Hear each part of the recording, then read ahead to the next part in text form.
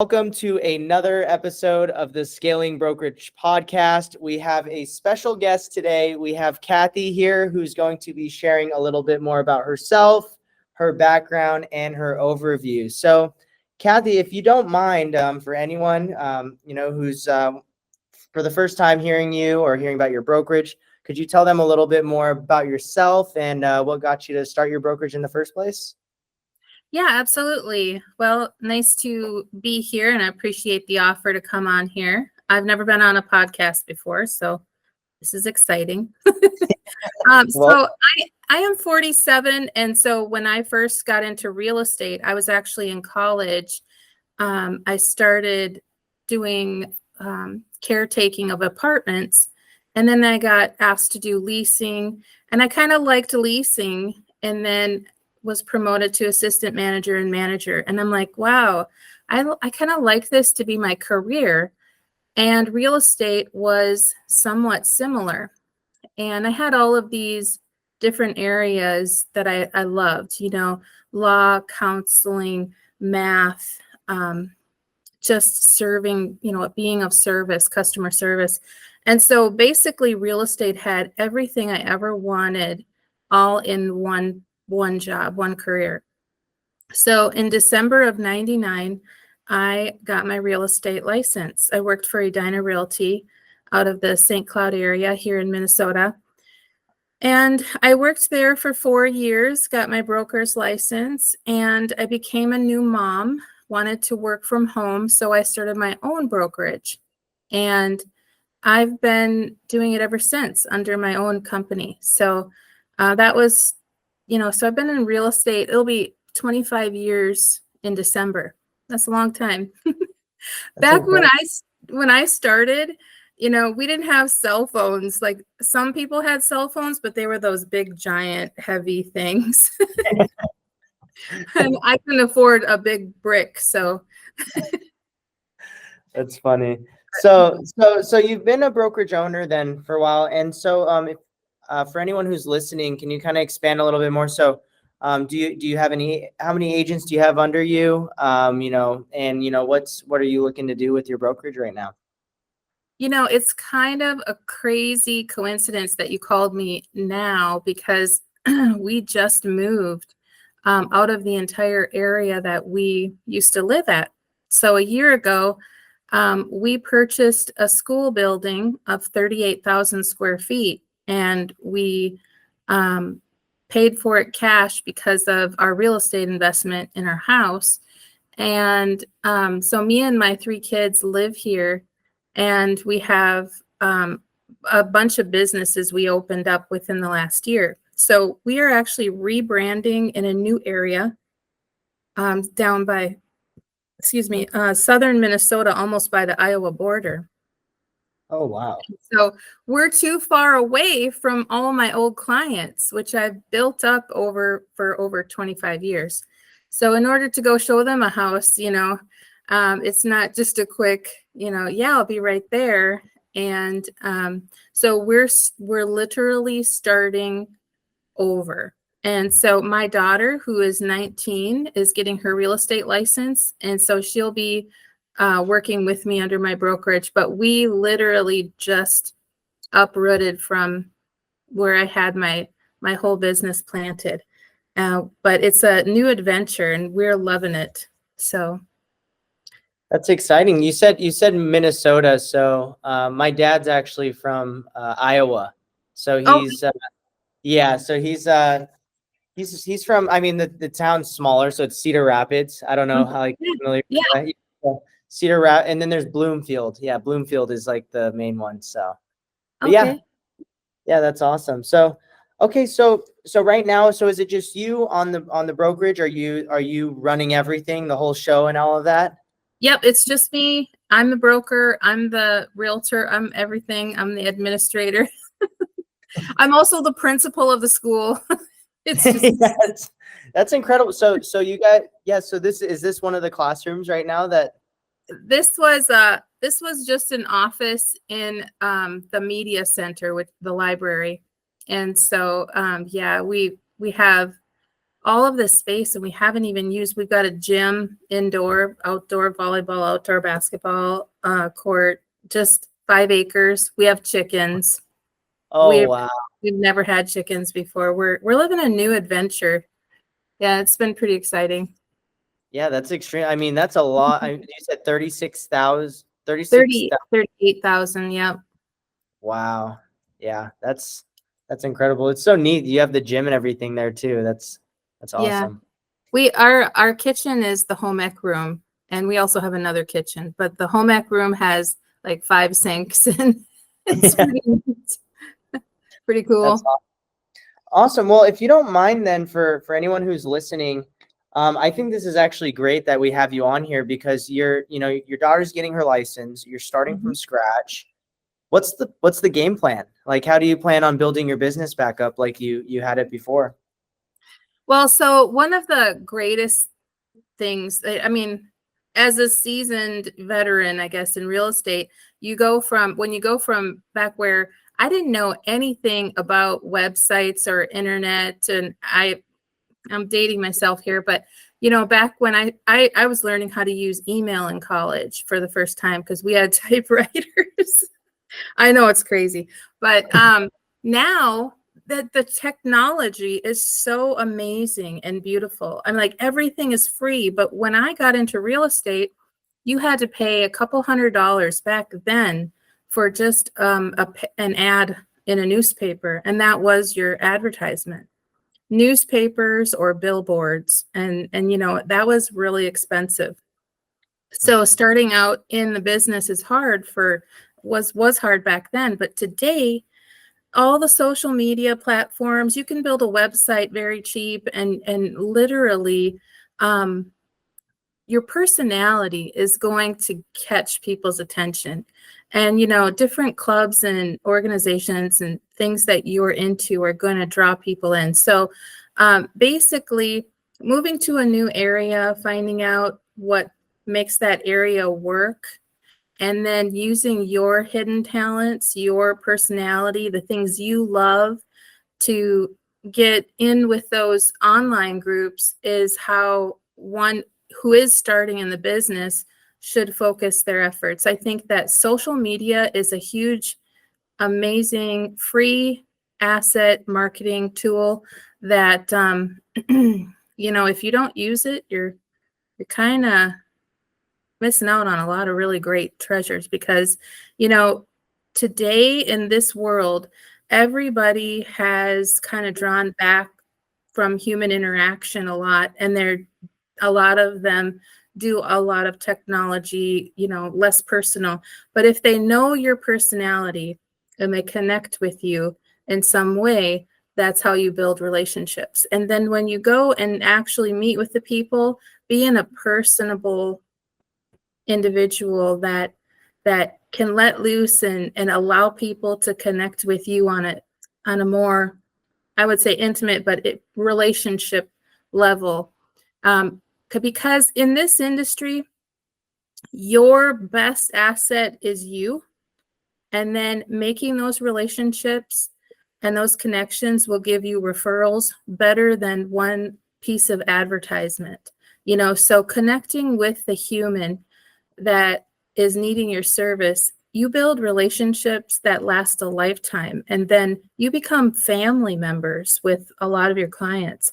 I get invited to way too many barbecues, way too many birthday parties and get-togethers in the summertime. Well, now I'm like half a state away, but I mean, it was like, well, I'll try to make it. I've got something else going on, but I'm going to buzz over there after that. And then, we do campfire or whatever. But your clients become your family. I don't know. They do for me anyway. And that's how you get like 10, 20 referrals from one client, because their word of mouth and their experience and how you treated them as a human and had this connection, this relationship, that goes further than any marketing.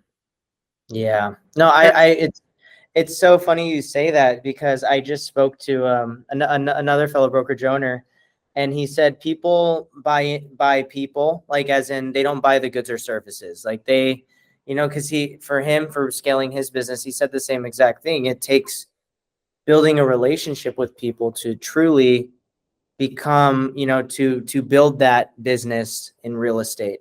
I mean, so that's great. Awesome. So, I mean, it sounds like you definitely have it down. You know the relationships. Like you said, you're going to a ton of, but you're getting invited to a ton of barbecues, parties and stuff like that, for example. So for anyone that's maybe starting from scratch, so maybe they don't have all of that skill set yet, or they don't have a full grasp of it yet. What would you recommend for them, as they get going in the real estate industry? As far as building or educational wise, what are you? We could cover both. Yeah, let's cover both. Well, what's really great is that there's a lot of um, information online. So everything's at your fingertips. So you want to get the education that your state provides and be thorough. You've got to learn and understand the contracts. A lot of people nowadays, because everything's e-sign, you don't have to explain things, because you send them via email to a lot of people because they may be busy or say, I'll read them over.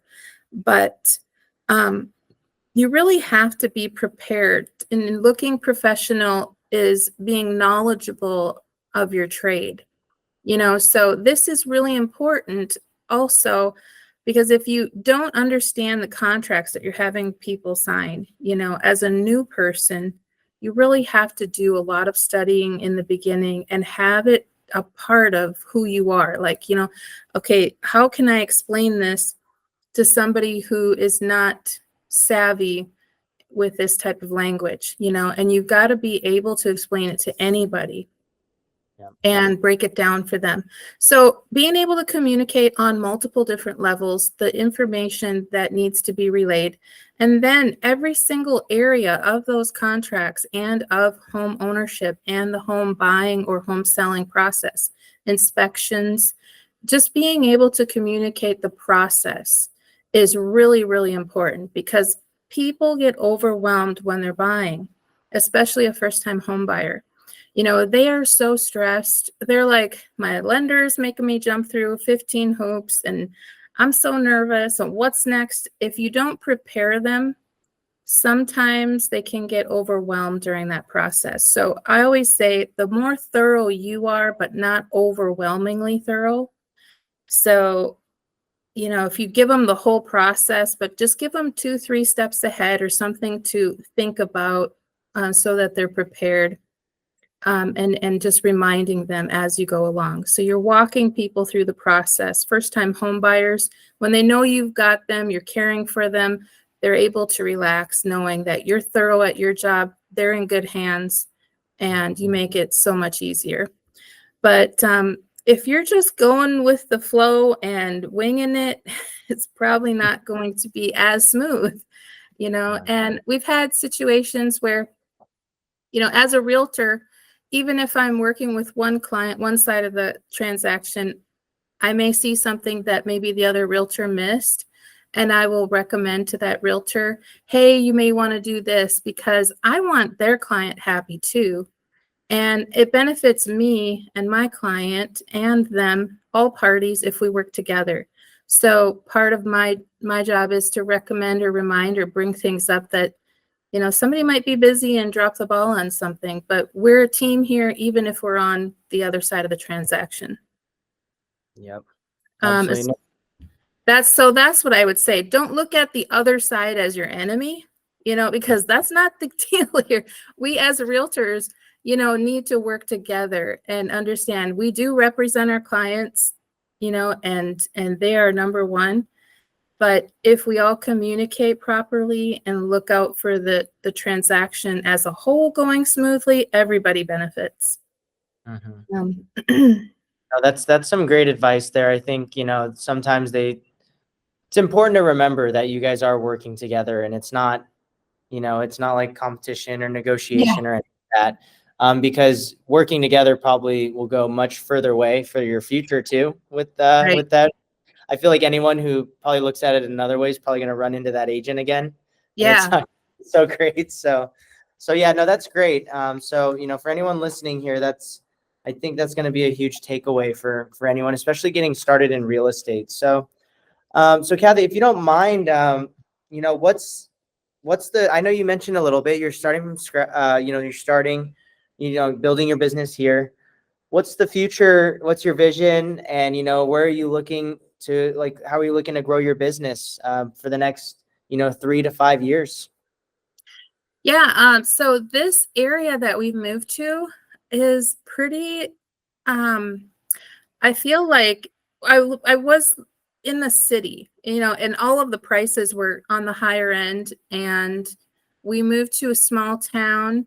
And although Mankato's nearby, we have a lot of small towns nearby. And I think that servicing the people who, there's a lot of elderly, that may not realize that they can tap into their equity, or if they're facing foreclosure because they have a health problem, and they're on fixed income, just being of service to help people in the small towns, and maybe also help investors with fixer-uppers, flips, that kind of thing.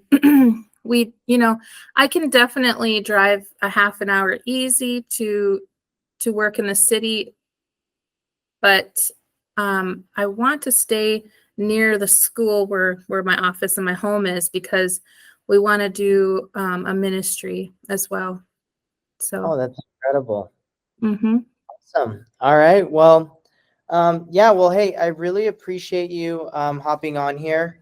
This has definitely been a great conversation. Such a unique story too. I mean, from the school to starting over, I feel like is a perfect time to, actually have you on here to share, because hopefully we can have you on in the future. And Yeah, you're like, here's where we're at now. Here's this is what we're doing. This is the strategies. So yeah, we would love to have you on here again in the future. And we appreciate you willing to contribute. So for the Scaling Brokerage podcast, we're here for all brokerage owners, real estate agents. We want them to feel like they're not alone right now in this current situation.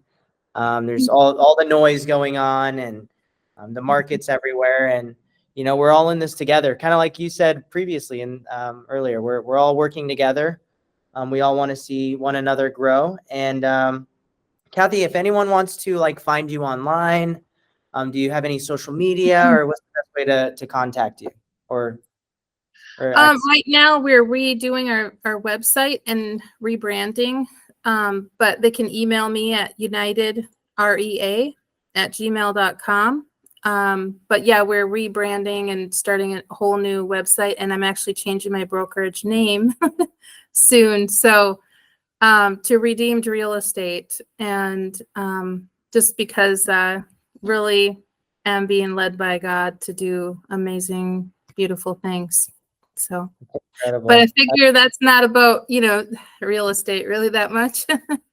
No, that's amazing though. So we'll definitely be on the lookout for that, and I'm sure anyone who listened on here. But yeah, Kathy, I appreciate you hopping on here, and looking forward to having you on in the future. And I know you're going to do incredible things. You have such a unique story. So I'm looking forward to chatting with you soon in the near future.